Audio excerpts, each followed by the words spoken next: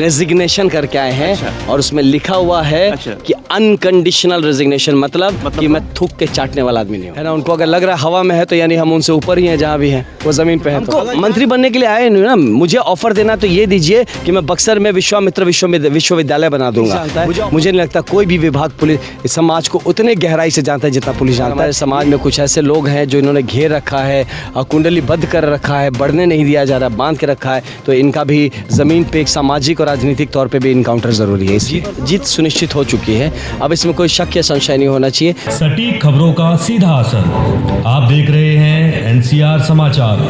NCR समाचार पर आपका स्वागत है सर। धन्यवाद ऋषु जी। सूरज की लालिमा की तरह आपके चुनाव के रिजल्ट से पहले आपके लोग जो दर्शक यहाँ के फूल के माला के बाद सेव के माला पहना चुके, इसको क्या रिएक्शन दे रहे हैं? नहीं, इसका रिएक्शन यही है कि देखिए हम लोग जीत सुनिश्चित हो चुकी है, अब इसमें कोई शक या संशय नहीं होना चाहिए। आप पूरा जाके ग्राउंड पे आप अपना रिसर्च करिए, आप तो खुद रिसर्च वाली टीम है, तो ग्राउंड पे रिसर्च करिए कि जीत सुनिश्चित हो चुकी है। अब की बार हर बार एक प्रत्याशी जीता, अब की बार बक्सर जीत रहा है। सर आप देश की इतनी कठिन परीक्षा यूपीएससी, उसमें सर आप आईपीएस के पोस्ट पर से, आप सर एनकाउंटर स्पेशलिस्ट थे, उसको छोड़कर सर यहाँ आने का तात्पर्य क्या है सर? इसका तात्पर्य ये है कि एक बड़ा यहाँ भी कुछ ऐसे हमारे जीवन में, हमारे समाज में ऐसी कुछ कुरीतियाँ हैं और हमारे समाज में कुछ ऐसे लोग हैं जो इन्होंने घेर रखा है, कुंडली बद्ध कर रखा है, बढ़ने नहीं दिया जा रहा, बांध के रखा है। तो इनका भी ज़मीन पे एक सामाजिक और राजनीतिक तौर पे भी इनकाउंटर ज़रूरी है। इसलिए सूत्रों के हवाले खबर आई थी कि आपको पार्टी बीजेपी से आपको टिकट यहाँ तक तय कर दी थी, लेकिन कुछ कारणों बच, वो कारण क्या है सर कि आपको पार्टी यहाँ तक टिकट नहीं तय कर पाई? वो कारण तो बीजेपी ही बता पाएगी, जिन्होंने नहीं दिया। हम कैसे बताएं, हमारा तो नहीं हुआ, बस यही है।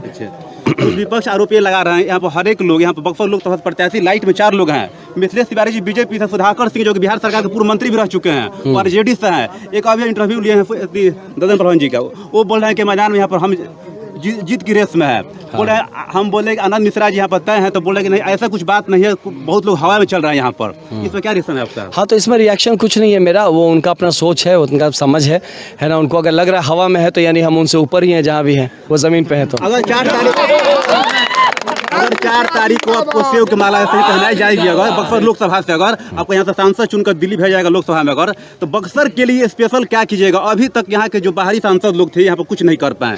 आपको जनता इसी को मानकर विजय लगभग तय होने वाला है, लगभग हम ही सुन रहे हैं, लगभग ग्राउंड जोर से बहुत सारे घूमे घर, ये लग रहा है कि इसका क्या रिएक्शन आपका? देखिए बहुत कुछ है, हम तो एक पूरा डेवलपमेंट प्रोजेक्ट ही लेके आए हुए हैं यहाँ पे। बक्सर अभी तक हर तरह से यहाँ पे तिरस्कृत है। सबसे पहला चीज़ जो हम लोग करने वाले एक बेहतर कानून व्यवस्था स्थापित करने वाले हैं, और पहले 3 महीने में ही आपको देखने को मिल जाएगा। उसके बाद जो हमारा पहला प्राथमिकता, अब ये कहे कि 3 महीने बाद नहीं करेंगे, सब साथ ही चलेगा, लेकिन प्राथमिकताओं में आपको गिना रहा हूँ कि उसके बाद हमारा स्वास्थ्य के लिए बहुत काम करना है हमें। यहाँ स्वास्थ्य को लेके हमारा सबसे ज़्यादा प्रॉब्लम है, हम इंसान जैसे जी नहीं रहे, जानवर जैसी ज़िंदगी हो गई है। स्वास्थ्य पे काम करना है, शिक्षा एक बहुत बड़ी भूमिका है जिस पे हमें काम करना है। उसके बाद आप देखते हैं शिक्षा के साथ साथ आता है रोजगार, और रोजगार ही नहीं, रोजगार के लिए तैयार करना लोगों को, उसके लिए बड़ा बृहद तरीका मैं बताऊँगा, 5 मिनट में इतना नहीं बता पाता हूँ आपको। रोजगार के लिए, स्वरोजगार के लिए हमें काम करना है। हमें यूथ के लिए जो स्पोर्ट्स फैसिलिटीज़ हैं और बाकी और बहुत सारे वोकेशनल फैसिलिटीज़ है, उसको स्टार्ट करना है।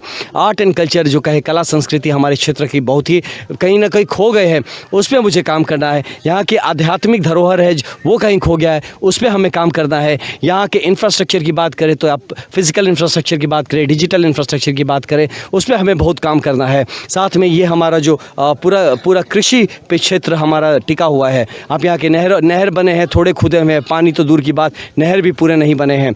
आप यहाँ पे हमारे पास स्टोरेज की फैसिलिटी नहीं है, मंडी नहीं है, हमारी बहुत ही बद से बदतर हालत में हमारे किसान जी रहे हैं। हमारे पास 70% से ज़्यादा किसान ऐसे हैं जो सिर्फ जीने खाने के लिए किसानी में लगे हुए हैं। तो इस तरह की चीज़ें हैं, और भी बहुत चीज़ें मैं बताऊंगा धीरे धीरे, जिस पे हमें काम करना है।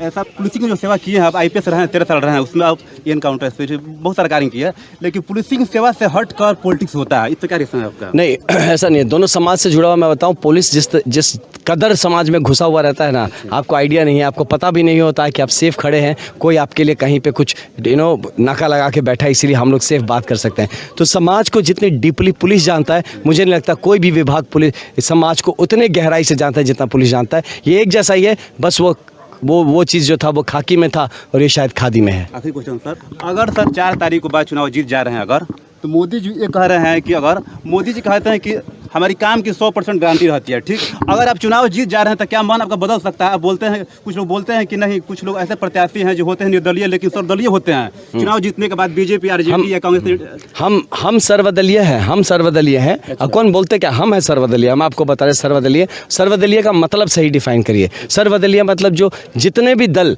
जो प्रॉमिस कर सकते हैं, जितना कर सकते हैं, हम लोग अकेले कर सकते हैं और हम सबको साथ लेके चलना ही सर्वदलीय होता है। सर्वदलीय का मतलब ये नहीं होता कि आप एक ही साथ सब पार्टी में अपना खटखटाने लगे, हमको ज्वाइन करा लो, हमको ये काम नहीं करेंगे हम भाई साहब। चुनाव जीतने के बाद अगर मोदी जी आपको ऑफर दे केंद्र में मंत्री बनाने के लिए, तो क्या आप पार्टी में?